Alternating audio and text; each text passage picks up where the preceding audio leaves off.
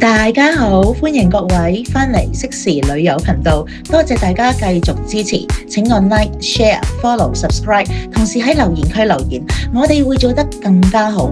今集飛咗先講，我 Kenneth 阿輝同大家飛越世界盡頭堪察加半島、火山、間歇泉、中國帝王蟹，全部一次過睇個夠，準備好啦嘛？節奏拉起嚟，我哋出發！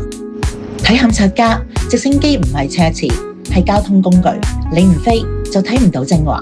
睇下嗰邊克魯切夫火山群，就喺我哋腳下，活火山嘅熱氣一直咁冒出嚟，好似地球喺度慢慢呼吸咁。呢個畫面唔需要做特技，地球自己比電影拍得更加精彩。細聲一啲，前面有棕熊啊！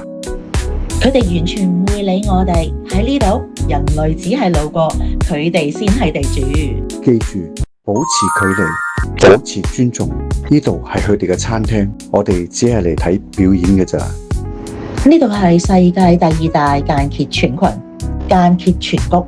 3、2、1，噴啊！每隔幾分鐘，大地就會噴發一次，好似同你講，我仲活着㗎。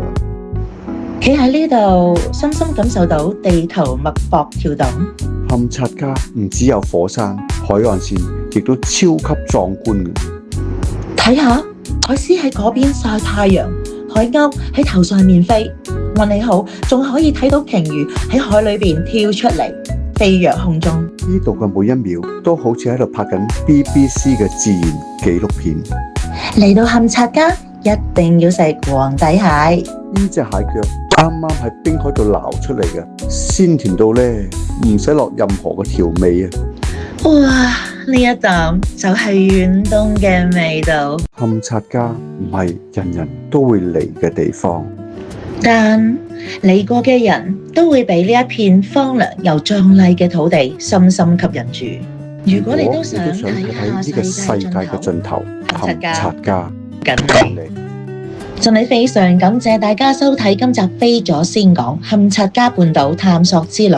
想知道更多詳情，請喺留言區留言，致電適時旅遊25620773或者 WhatsApp 俾我哋，號碼9485289992881831查詢。喂，仲有要密切留意我哋嘅 Facebook、IG、Flash 同埋公司網頁最新嘅資訊，下集再見，拜拜。